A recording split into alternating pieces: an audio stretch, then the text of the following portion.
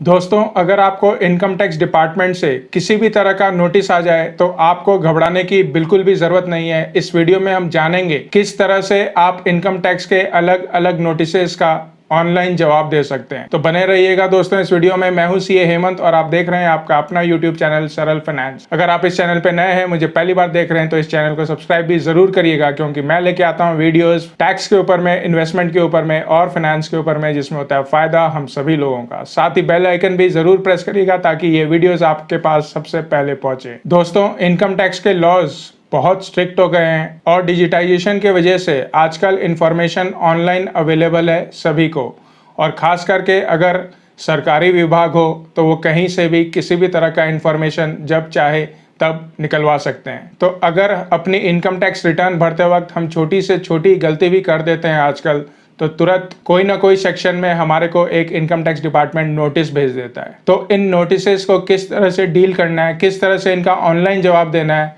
ये हम जानेंगे एक एक करके सेक्शन वाइज। सबसे पहले हम बात करेंगे दोस्तों सेक्शन 156 का। सेक्शन 156 में इनकम टैक्स नोटिस क्यों इशू करता है, और अगर हमारे को सेक्शन 156 में इनकम टैक्स का नोटिस मिल जाता है तो हम किस तरह से उसका जवाब दे सकते हैं या उससे छुटकारा पा सकते हैं। सेक्शन 156 का नोटिस आपका असेसिंग ऑफिसर आपको भेजता है, और वो इसीलिए भेजता है क्योंकि आपका किसी न किसी तरह का पुराना कोई डिमांड इनकम टैक्स डिपार्टमेंट की तरफ बकाया रहता है। तो अगर कोई टैक्स का अमाउंट, इंटरेस्ट का अमाउंट या पेनल्टी का अमाउंट आपका पहले का पेंडिंग है, तो सेक्शन 156 में आपको इनकम टैक्स एक नोटिस भेज देता है। सेक्शन 156 का नोटिस मिलने के बाद में आपके पास में दो ऑप्शन होते हैं। या तो आप उसे स्वीकार करके जितना भी डिमांड आपके पैन के अगेंस्ट में आउटस्टैंडिंग है उसे पे करके क्लियर कर दीजिए, और अगर आपको लगता है कि ये नोटिस इनकम टैक्स डिपार्टमेंट किसी गलती के कारण आपको भेज दिया है, तो आपको इसका जवाब अपने असेसिंग ऑफिसर को ऑनलाइन फाइल करके बताना होगा कि क्यों आप इस नोटिस से असहमत हैं और उसके पीछे कौन कौन से कारण हैं जिस कारण से आप असहमत हैं इस डिमांड से, और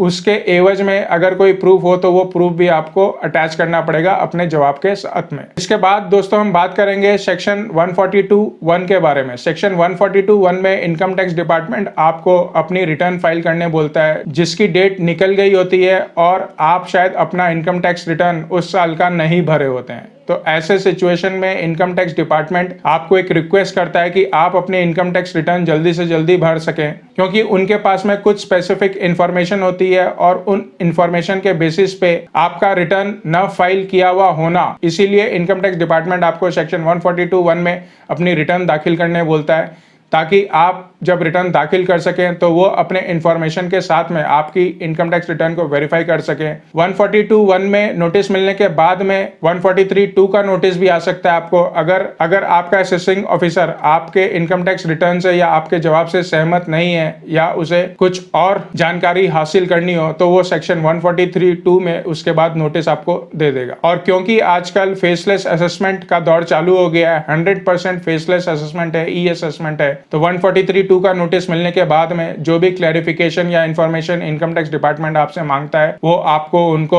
ऑनलाइन अपना जवाब बना के अपने डॉक्यूमेंट्स के साथ में सबमिट करना पड़ेगा। अब हम बात करते हैं दोस्तों income tax notice under section 148। Section 148 का नोटिस एक शो कॉज नोटिस होता है, जिसमें डिपार्टमेंट को ऐसा लगता है जो रिटर्न आपने भरी है वो रिटर्न में आपने अपना इनकम कुछ छुपाया है जानबूझ के या गलती से, इसीलिए आपको वो शो कॉज नोटिस देता है कि आपने जो अपनी रिटर्न भरी है उसमें आपने अपना इनकम ठीक तरह से नहीं दिखाया और इसी कारण से सरकार को राजस्व का नुकसान हुआ है। तो सेक्शन 148 का नोटिस मिलने के बाद में उस नोटिस के तहत आपको अपना जवाब ऑनलाइन सबमिट करना होगा, और उसके साथ में आपको जो भी प्रूफ्स लगाने हैं अपने जवाब के साथ में आपको उनको अटैच भी करना पड़ेगा। यहाँ पे मैं एक बात बताना चाहूंगा, अगर डिपार्टमेंट को ऐसा लगता है जो इनकम आपने डिक्लेयर करना भूल गए हैं वो 1 लाख रुपए से कम है, तो आपको ये नोटिस रिटर्न फाइल होने के बाद में 4 साल तक कभी भी मिल सकता है, और अगर ये अमाउंट 1 लाख रुपए से ज्यादा होता है तो आपको ये नोटिस रिटर्न फाइल करने के बाद में 6 साल के अंदर कभी भी मिल सकता है। इसके बाद बात करेंगे दोस्तों income tax notice under section 245। Section 245 का नोटिस एक इंटीमेशन नोटिस होता है। इसमें इनकम टैक्स डिपार्टमेंट आपको एक मैसेज कन्वे करना चाहता है कि आपका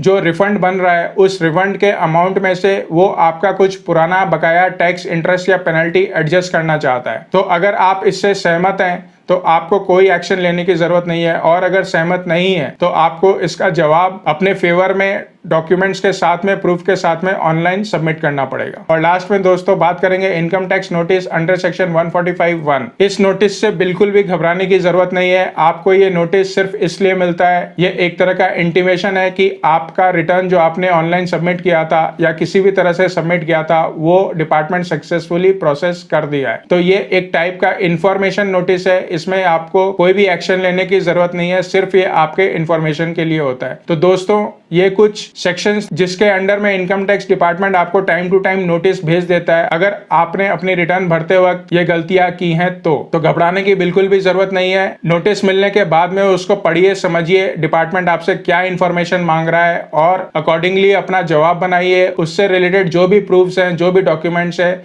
इकट्ठा करिए, स्कैन करिए, अटैच करिए, ताकि अगर आपकी गलती नहीं है तो डिपार्टमेंट आपके फेवर में ऑर्डर पास करे। तो फ्रेंड्स, अगर आपको ये वीडियो पसंद आया तो लाइक करिएगा, चैनल पे नए हैं तो इस चैनल को सब्सक्राइब भी जरूर करिएगा।